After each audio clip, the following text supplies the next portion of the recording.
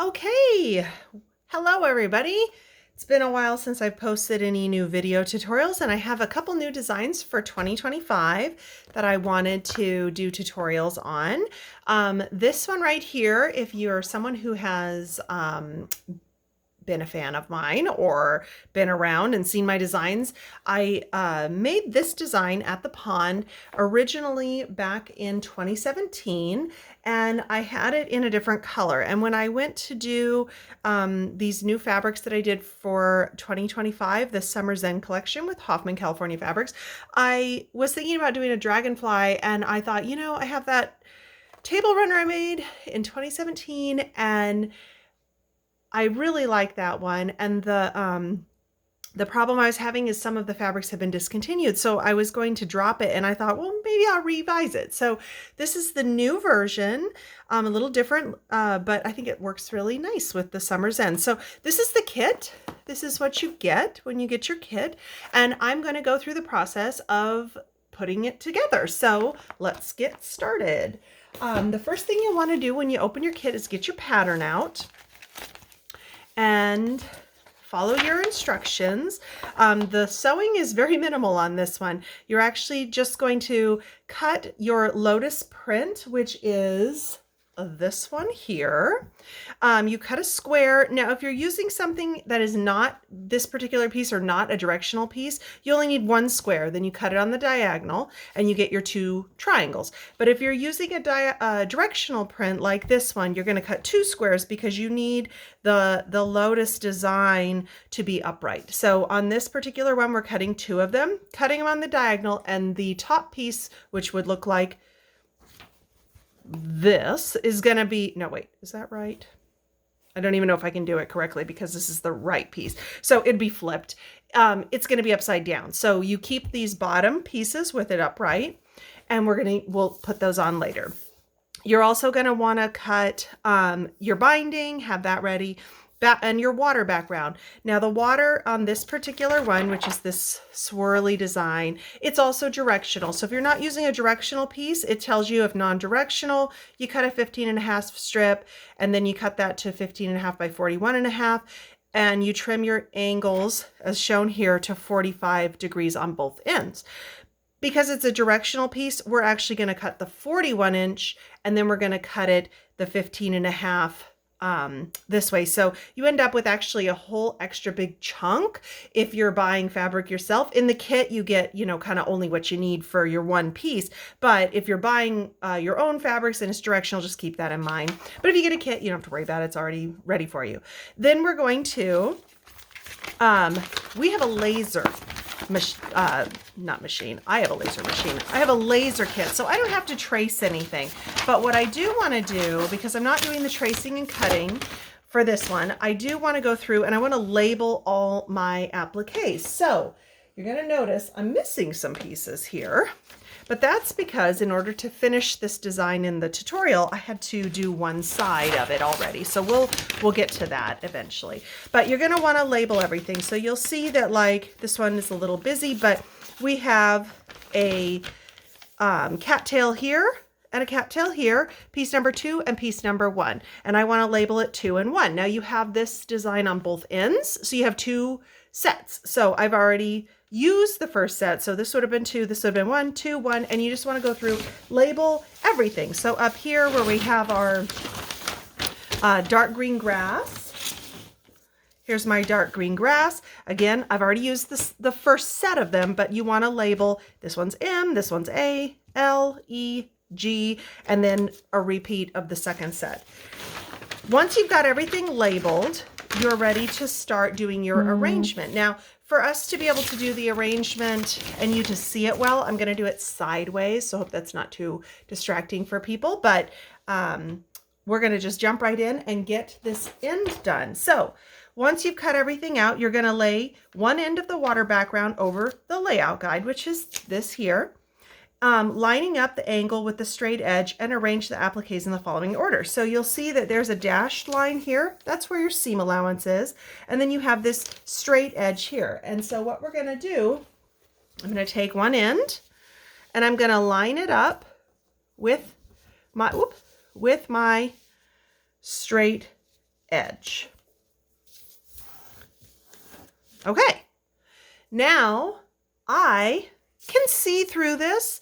It's a little hard to see, and I think maybe you can see a few of the lines in there, but I'm going to turn my light table on and woo, now you can really see them. And it's one of the things, if you get into doing my designs and you don't have a light table, you might want to invest in one because they make things really nice. But if you don't have a light table and you're not ready to buy one, you can also put this on top of a glass table and stick a lamp underneath. You can even tape this up on a window and then kind of, I use these little clips. Let me see if I have some. Hang on one second.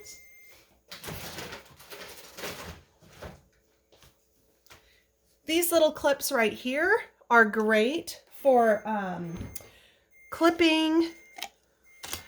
And it's going to be a little hard here, but I could maybe do it one down here.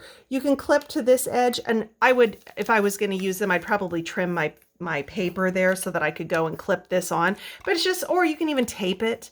That's another way. If you don't have the clips, just take a little tape and tape the fabric to your background. Just keeping in mind that when you remove the tape, it might tear your paper a little bit. What is this up here? This is my remote. It's holding it in place because it's hanging off the side of a table, so I just don't want it to fall on me. And that's another thing that I do sometimes to keep things in place. Instead of taping it, I just put like a weight down, and I know that kind of helps hold it so it doesn't get away from me. So then in our instructions, we've lined it up, and now we're going to arrange the appliques in the following order. So cattail number 1. So I'm grabbing my cattails and I'm taking out piece number 1. Now, a lot of these, they're going to pop out pretty easy, but you just sort of give them a little tug and that's it. It's out. And then peel your paper off. Now, I have a little trick for peeling the paper off. And I never really actually knew that I did this, but well, I'll show you on the next one, but I just sort of fold. If you're having trouble getting the paper, I fold it towards the thing, and I'll show you on the next one, just because I got ahead of myself there. And then we're going to put number 1 in place. And if you're ever not sure what's what, like I just did, flip it up. There's number 1. I know that's number 1. That's number 2, A, B, C, D, and we go up in alphabetical order that direction. But if you ever need to do that, I'll put my hand and hold it, flip it up, look what I need to look at, and then flip it right back down. Okay, grasses A through M. So we're going to do them in alphabetical order. So here's grass A. I'm going to pop that out. Now, my little trick, fold towards the paper, and then it doesn't always pop off, but a lot of the times if you fold towards the paper, what happens is the paper stays creased and the fabric kind of will want to go back and lay flat.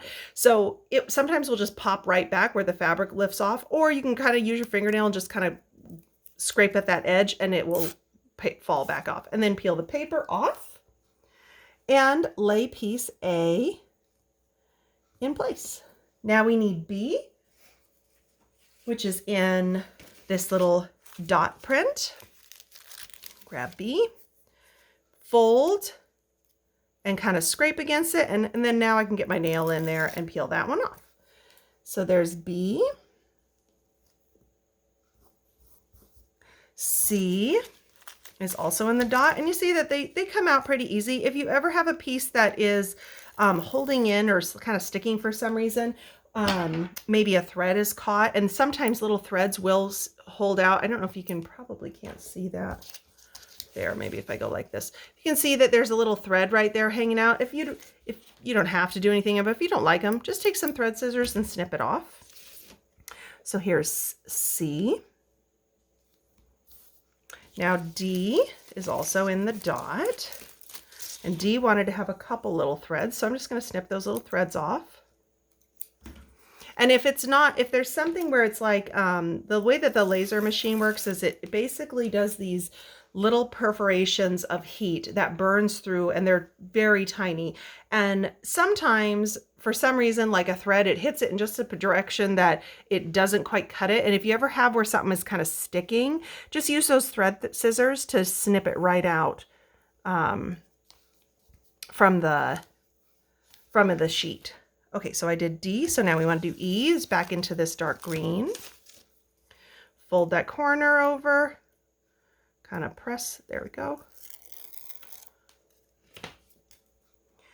E, and I'm gonna just do my little trick again.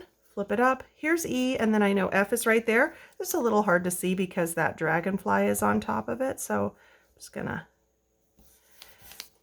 F is back in the dot. And I got this, and it's funny how certain fabrics like to have these little threads more than others. Apparently this dot piece likes to have these little threads. So you just snip them off. You don't have to. If they don't bother you, you can leave them on. It's not a big deal. F, G, back in here.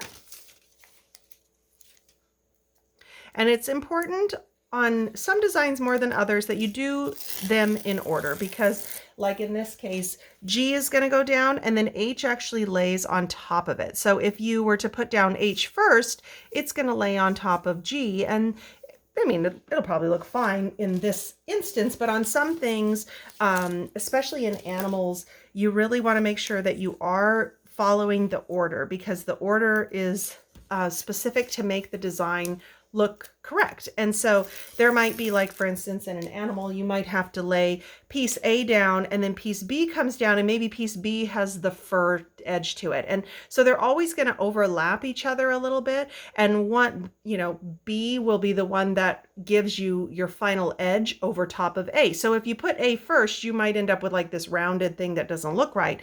So it is important when you're doing my designs, please make sure that you do them in order, because as I said, in some cases it might not make a big difference, but in others it definitely does, and you don't want to have your thing looking weird because you put the wrong one down in the wrong order. Okay, so now I snip off a few little threads there. Oh, there's one more right there. And if you have one of my kits that's my older coloration, it's the same. This part is exactly the same. And so you can follow along and just do another color, or if you're doing it your own colors that you picked out yourself, just follow along and do them in your colors. So now we're going to do J.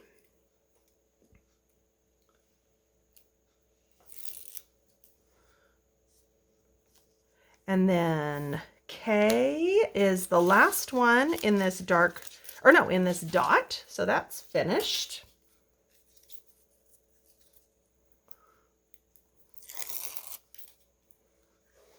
So K, and then L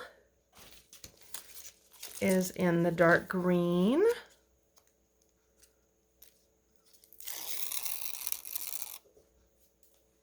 And I also want to note to people, if you're ever peeling something up and like you're having an issue where maybe the glue didn't quite get warmed enough, and you go to peel something and you find that the glue is wanting to stay on the paper, this shouldn't happen, but occasionally it could. I hope it doesn't, because I want to make sure that you get the kits and they're all done really well. But every now and then, you know, you're ironing them to go into the laser and there's like a little spot that maybe gets missed from the heat. And then what you end up having the problem is that spot, the glue might want to stick to the paper instead of the fabric. If that ever happens to you, just take your iron and just gently put a little, I'm not going to do it obviously in my hand, but put a little heat on that spot. Give it a few seconds to cool down, and then it should stick to where it comes off, the paper comes off clean. Okay, and then we have M. So now we're finished with our grasses. So now we want to put cattail number 2. Popping that one out. And then I'm just going to fold that edge over, peel it up, put that down. And on these ones too, the way that I place it is I kind of place things from the middle out.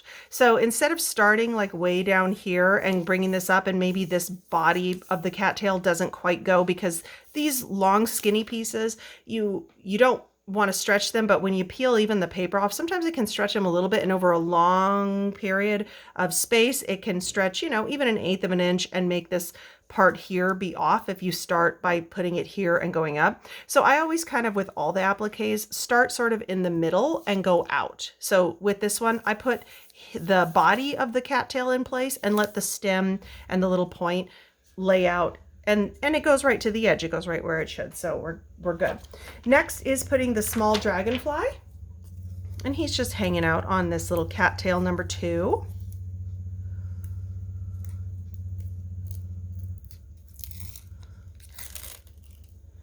And these little tiny little feet, just be gentle with them when you peel them off, just because they can tear. It's a woven fabric, and what's holding it together at that point is just the glue. And it is just glue. It's very delicate, so just be kind of careful with those little points. And if something tears a little bit, you can always take like a little pair of scissors, clip it off, trim it up, and nobody will know the difference. Okay, so now we want to lightly fuse everything, and then we would repeat on the other end. So I'm going to go ahead and go through the fusing portion of this. We're going to just lightly fuse it. So what that means when I say to lightly fuse something, we're not going to go through the whole step of all the steam. We're just going to put some heat on to the appliques, just dry heat. And I have it on, my iron is on max, but I'll tell you my iron is kind of cool. So know your iron. You kind of want a medium heat. If you have an iron that's super hot, put it on low. If you have an iron that is like mine, it's never really seems to get really hot. So I kind of put mine to the max, but if you know your iron, you do want it kind of in the middle, a medium heat. Sorry about the noise there. My husband was out snow machining. We've been getting a lot of snow, and he is in the garage and probably coming in, and hopefully he is appropriate when he comes in. Okay, so that's all the heat that I'm putting on it right now. I just want to make sure that these appliques don't move when we get to the next step. So that's all the heat I'm going to put on it right now. Just dry heat. And then now in my instructions, I would have us place a lotus triangle. So we're going to go to the other end, and I'm actually going to move this out of the way for a moment. And I would place my triangle. Actually, well, here, let's do it. We'll do it on this end because you might see I've already sewn that. So I'm going to take my triangle, and it's going to go like this, right? Okay, so I'm going to just make sure this is how it is supposed to be. So I'm going to lay it over, flip it over, and I'm going to line up this point and this straight edge. And then this point here is going to hang over a little bit. And I note that in the instructions here, but I just want to make sure people see that. And then what you would do is you're going to pin it, and you're going to do your 1/4 inch seam. I've already done that on this end. So on this end, we've already got our 1/4 inch seam done. And one of the things that I often will specify in my designs is which way you want to press your seam. So in this case, we're going to press the seam towards the print, which is the lotus print that we just did. And the reason for that is because a lot of the times I'll have you do open seams, but in this, and because it just kind of makes the seam bulk laid out between a 1/2 inch of space versus a 1/4 inch. But in this case, if we were to try to fold this part back and open it up, we're going to have this really bulky area where the edges of all the grasses are, and it just won't lay as nice. So this way there's no appliques on this side. We're just going to go ahead and let this piece stay flat and fold it over to where the seam tucks under this side. So seam is pressed toward the lotus print, and I'm just going to put some heat on it just to kind of make that seam nice and flat.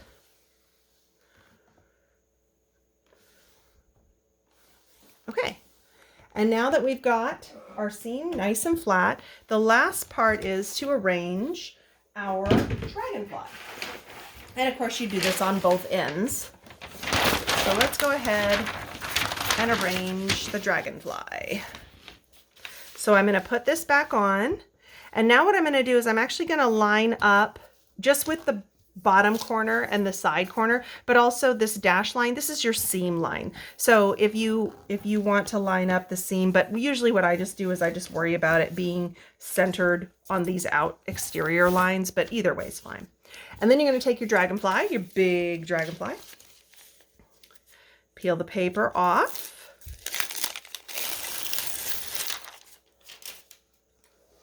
His wings want to stick to themselves, and his little body. Okay, So now, again, with these big pieces like this, I like to start laying it out in the middle. So I can see his tail, I can see his wings here. His head is kind of under this not dragonfly, under the grass. And, oh, and by the way, this one, my grass is off a little bit here, which is probably something got moved as I was arranging them. I don't care. Nobody's going to notice that. And nobody's going to know that it's off except for me at this moment. And as soon as I pull this paper out from underneath, I'm not even going to know that it's off. So don't get so hung up on things being perfect either, because it's all nature. So nature isn't perfect. So don't worry about it. And most of my designs, even though they're very intricate and detailed, they're pretty forgiving as far as like if this grass blade isn't exactly where it's supposed to be, it's not going to make a difference. Okay, so I'm going to put the middle down and get his kind of wings and his tail where they're supposed to be. And then kind of just lift and let them fall. That's the other thing with these appliques too, is if you're trying to force something into a position, it's not going to look as nice because it's going to want to pull. Just lift and let it fall. If it's really off, then pick the whole thing back up and rearrange it a little bit. But I think that looks great. Turn my light off.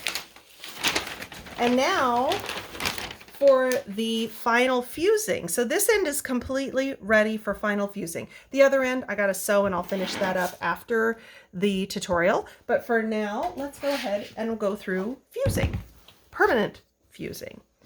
Okay, so first thing you want to do when you go to fuse your design, we don't want to immediately blast it with steam, because you start hitting it with steam. If something isn't kind of stuck in place a little bit, at least already, you run that risk that something's going to move. Or you go to hit it with steam and you don't realize that this blade of grass just flipped over, and then I go to put steam on it and I end up with a blade of grass and all of its glue stuck to my iron, and the applique gets ruined and your iron gets all yucky. So the first thing that you always want to do is just apply some dry heat just for a few seconds to warm that glue up and get everything to kind of hold in place to the background. So it's not actually fusing it at this moment. It's just kind of warming it up, and you don't want to iron. You don't want to iron. You want to lift and move it. And lift and move it. And all I'm doing is just warming that glue up and getting everything to kind of hold so that when I go hit it with the steam, nothing's going to move on me. I'm not ironing, I'm lifting, and I'm moving to the next footprint. Okay, so now that everything's warmed up and everything's kind of going to stay in place, now I don't trust this iron. This iron spit out irony water, like mineral iron, onto one of my appliques one time, and ever since then I just have not trusted it. So if you have a trustworthy iron, you can do steaming right now. But if you have an untrustworthy iron like I do, what I do instead is I use a spray bottle, and I'm just gonna spray and get wet this area of the wings here, and then I'm just gonna put my iron down on it. You hear that sizzle? I love that sizzle sound. It's like when you put a steak on a hot pan, you kind of want a little bit of a sizzle. And I'm just going to leave it there for like about 8 to 10 seconds. And I know for some people this is like a nightmare, because they're just like, oh my God, I'm going to burn it. I'm going to burn it. I'm going to burn it. You're not going to burn it. Don't worry about it. Now, again, you do want your iron on a medium heat. We don't want like the highest temperature ever, unless you have an iron like mine, which isn't the hottest iron. So I know this iron, and I know I can have it up almost to the max or to the max, and I'm not going to have an issue. But if your iron is too hot, one of the indicators for that is you're going to find, so I'm just lifting it up and I'm moving it to the next footprint as I go here. But you're going to find that you will see the fusible is like these little dots of glue.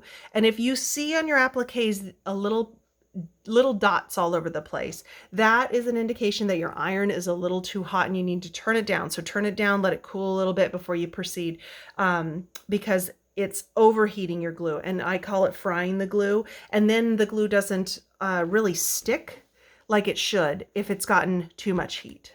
Okay, so I'm just gonna really quickly move this since I'm using my little board here. And I get this really wet. I mean, I always kind of tell people, like, you can pretty much soak it and it's fine. You want that moisture to create that steam. So you want it to be pretty good and wet. I wanted to come up with me. Okay. So I'm almost done with this end, and this is such a quick design. I mean, this is really one that you could do in an afternoon. I mean, from beginning to end, you could actually, after this, go pin it, quilt it, put your binding on, and sit and watch a show this evening and do your binding. So it's a very fast design, and one that could definitely be done in a day. Okay, so I'm almost done with this side and doing all of my fusing. And one of the ways that you can also kind of check, you don't want to do it immediately, but you can when it starts to cool, like over here. It's just kind of like try to peel it up. Try to peel.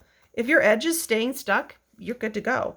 But if you have a design that has like an area that has many, many layers, this one doesn't really, and once you've kind of fused it, you can iron. You can go and iron. But say right here, I have an area here that has a couple layers, right where the dragonfly and the grass, and there's a couple layers of grass in there. If I really was concerned about whether or not it fused well enough, I can flip it over to the back.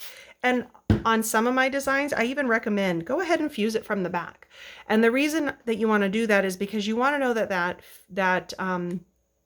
steam penetrated all the way to the bottom layer, because the bottom layer is the one that's stuck to your background. So if it didn't get fused really well to that bottom layer, then you could have an issue with it lifting eventually. Okay, so this one is done, this side, and I can't do the other side because I'd have to pause and go sew, and I'm not going to do that right now, but let's turn it so you can see it the way it would be finished. But here we go. This end is all finished. So now the next step is going to be doing your quilting and doing your binding. I have some tips on my website. I'm hoping to put up a video tutorial as well on kind of what I do, but I will just give you a few ideas right now. And I have a almost finished one. The binding is on. The binding isn't hand sewn yet, but this is one that is almost finished. Binding's on, it's been quilted. What I like to use for table runners and wall hangings is a batting that is 100% cotton. I use Warm and Natural or Warm and White because it's a little bit of a stiffer batting, and it lays really nice and flat, and it doesn't give you a lot of loft. And for a table runner or a wall hanging, I don't want fluff. I want it to be nice and flat. I want to be able to put this on there and it's not going to tip over or be wobbly because of extra poofiness underneath. I also, on a wall hanging, the more poofiness you have in there, when the light hits it certain ways, you're going to have deeper shadows, and I just don't like that. I like it to be nice and flat and look more like a painting. It's probably hard to see here, but what I've done for quilting is I usually use clear thread, and I will just start like on this one. I'd start over here, and I'll go around the outside of the appliques, not actually stitching on the appliques themselves, but on the background. And I'll go up and down, and follow the outline of everything all around, just on the outline, using clear thread, doing a free motion stitch. And I do that all the way around. And then I'll come in and like where I came up here, oh, I actually didn't even go up there. I just came and I went around this dragonfly, around this, and finished it up. Sometimes, like in this area here, I'll also go in and I'll tack that down. You don't have to, but I like to sometimes. This one right here, this little small area, I didn't even worry about that. But just enough to kind of hold it in place really well. And then, of course, when you're finished with that, you put your binding on and hand stitch the back and you're done. So that's it for this design. Like I said, it's super simple. It's really fast. And I hope everybody likes it. These kits will be available on my website. So if you're interested in a kit, wildfiredesignsalaska.com. I also have a new site that there's a link on the shop page of wildfiredesignsalaska.com to it. But I have a new store website that's called www.shopwildfireak for Alaska.com. So shopwildfireak.com. That takes you directly to my shopping page where you can get any available kits and patterns that I have at the moment. And so anyhow, I hope that you enjoy this. I hope you'll make it. And thanks so much for watching, and I hope to put up some more too. I have other new designs for 2025, which of course is 2026, but I'm finally getting them up there, and they're all kind of Asian themed, so I hope to post a few more, and I hope you guys like them. Thanks so much.